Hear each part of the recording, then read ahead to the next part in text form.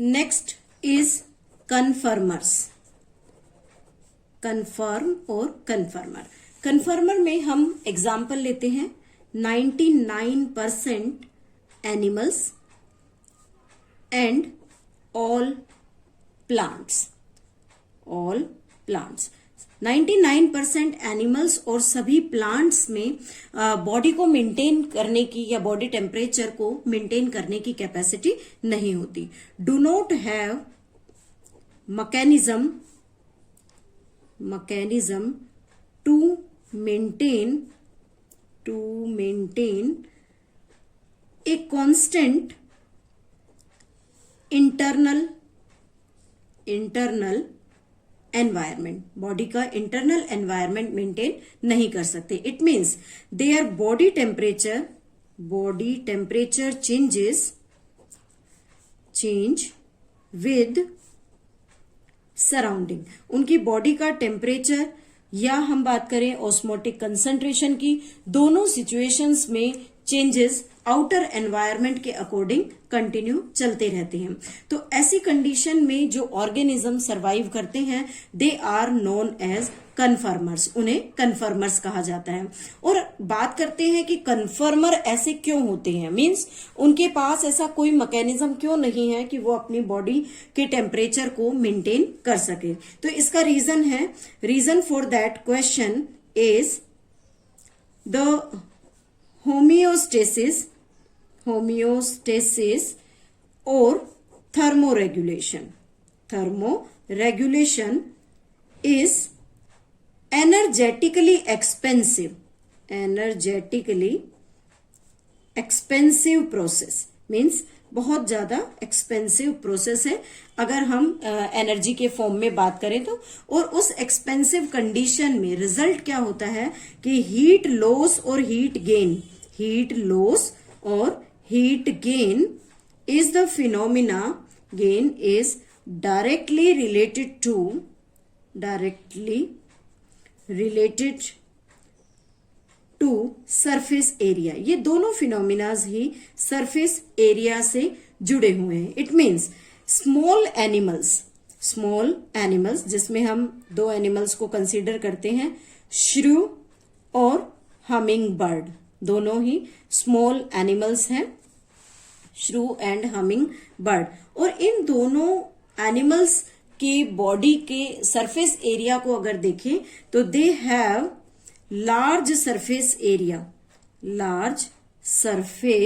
Area. इनकी body का surface area large होता है as compare to their volume. Means surface area large है उनके वॉल्यूम के रिस्पेक्ट में। इसीलिए अगर हम इन ऑर्गेनिज्म को कोल्डर एनवायरनमेंट में प्लेस कर दें या कोल्डर एनवायरनमेंट में रख दें तो क्या होगा, they lose heat very fast. ये बहुत जल्दी अपनी बॉडी की हीट को उस कोल्डर एनवायरनमेंट में सरवाइव करने के लिए बहुत ही जल्दी उस हीट को स्पेंड कर देंगे या उस हीट को लॉस्ट कर देते हैं। तो इट मीन्स बॉडी टेम्परेचर को मेंटेन करने के लिए to maintain body temperature they spend more energy और ज्यादा एनर्जी को ये स्पेंड करते हैं। इसलिए जो एक्सपेंसिव प्रोसेस हुआ और उस एक्सपेंसिव प्रोसेस की वजह से या उसकी रीजन हम अगर देखें तो इसी के कारण जो स्मॉल एनिमल्स हैं वो कोल्डर एरियाज में नहीं पाए जाते। सो क्वेश्चन भी पूछा जाता है, इंपॉर्टेंट है कि this is the reason why the small sized animals do not occur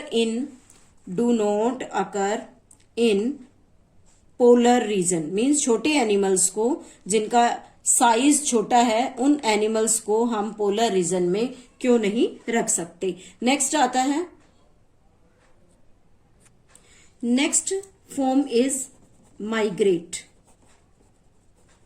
migrate means ऐसे ऑर्गेनिज्म जो किसी अनफेवरेबल कंडीशन में अपनी बॉडी को मेंटेन नहीं कर सकते या रेगुलेट नहीं कर सकते, तो इस टाइप के जो ऑर्गेनिजम्स होते हैं वो होस्टाइल एनवायरनमेंट से निकलकर हॉस्पिटेबल एरियाज में चले जाते हैं ताकि वो अनफेवरेबल सीजन को पास कर सके।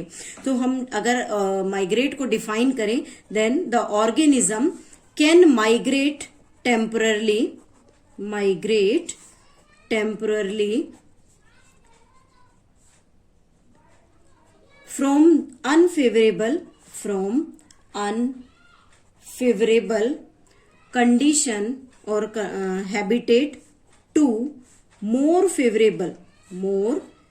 favorable area and returned when unfavorable period is over। और जब अनफेवरेबल पीरियड ओवर हो जाता है तो वापस आ जाते हैं। तो इस टाइप की जो एक्टिविटीज हैं उन्हें हम माइग्रेट कहते हैं या उन ऑर्गेनिज्म को माइग्रेटरी कहा जाता है। जैसे अगर सिंपल एग्जांपल लें कि जब हम समर कंडीशंस होती हैं तो उसमें जो पर्सन्स हैं वो दिल्ली से शिमला की तरफ मूव करते हैं ताकि वो समर में थोड़ा रिलैक्स हो सके। लेकिन जैसे ही शिमला में थोड़ा सा कोल्ड कंडीशन बढ़ने लगती है, then they will come back to their native place, और वो अपने नेटिव प्लेस पर वापस आ जाते हैं।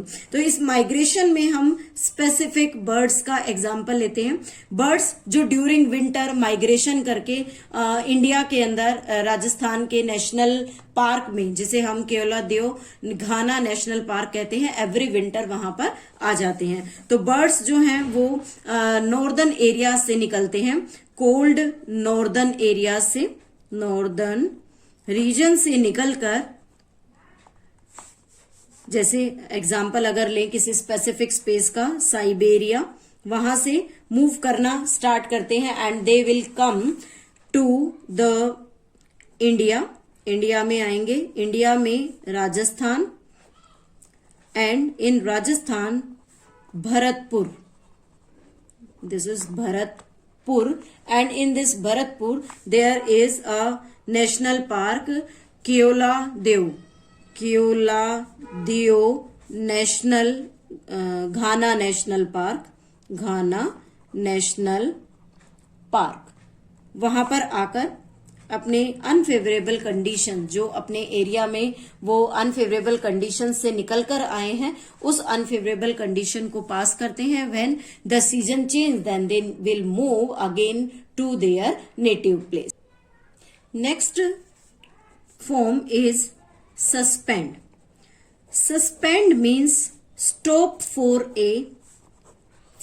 ए टाइम, मीन्स एक स्पेसिफिक टाइम के लिए एक अनफेवरेबल कंडीशन या सीजन की बात करें तो उस टाइम में अपनी डेवलपमेंट को स्टॉप कर लेना। जैसे हम एग्जांपल लेते हैं, सपोज दैट किसी स्पेसिफिक बैक्टीरिया, फंजाई के स्पोर्स हैं, तो वो स्पोर्स जो प्रोड्यूस होते हैं they will survive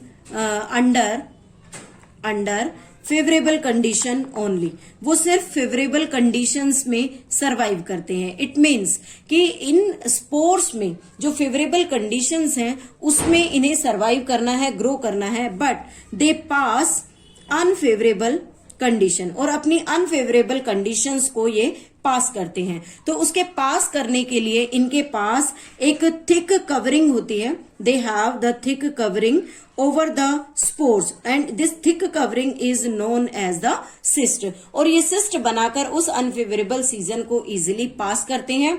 when the favorable season come then they will start again growing, और अपना ग्रोथ दोबारा से स्टार्ट कर देते हैं। इसी तरह से अगर प्लांट्स की बात करते हैं तो प्लांट्स में स्पेसिफिक सीड्स, और इन सीड्स में भी किसी अनफेवरेबल कंडीशन को पास करने की एबिलिटी होती है। मीन्स अनफेवरेबल कंडीशन को भी ये पास कर सकते हैं।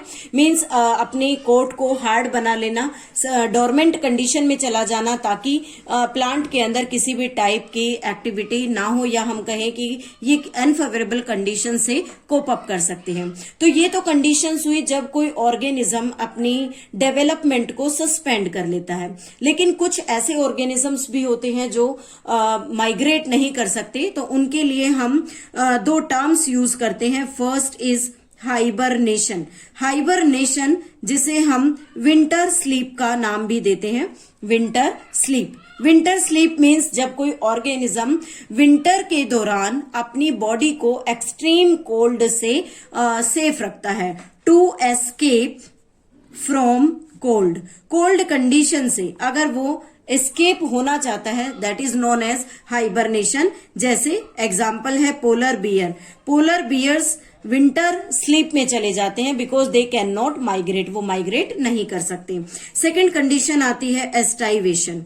एस्टाइवेशन सिचुएशन में दे अंडरगो समर स्लीप, वो समर स्लीप के कंडीशंस में रहते हैं। समर स्लीप मीन्स जब बाहर बहुत ज्यादा हॉट कंडीशन होती है तो उस हॉट कंडीशन को अवॉइड करने के लिए वो समर स्लीप में पास हो जाते हैं या समर स्लीप में चले जाते हैं। जैसे एग्जाम्पल हम लेते हैं स्नेल्स का और फिशेस का। इन दोनों के अंदर स्पेसिफिक हम देखते हैं कि समर स्लीप की कंडीशन होती है because there is very hot in surrounding, so that they cope with that hot condition by undergoing summer sleep.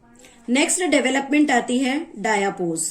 Suspend condition में ही हम बात करते हैं डायापोज कंडीशन की। डायापोज कंडीशंस के लिए जैसे कुछ जू प्लैंक्टन्स हैं जो वाटर बॉडीज में पाए जाते हैं। दीज जू प्लैंक्टन्स अंडर अनफेवरेबल कंडीशन, जब अनफेवरेबल सीजन होता है, अनफेवरेबल कंडीशन होती है, तो ये एक सस्पेंडेड डेवलपमेंट में एंटर कर जाते हैं। They undergo suspended development. तो इस सस्पेंडेड डेवलपमेंट में कब अनफेवरेबल कंडीशन, बोथ कंडीशंस हो सकती हैं।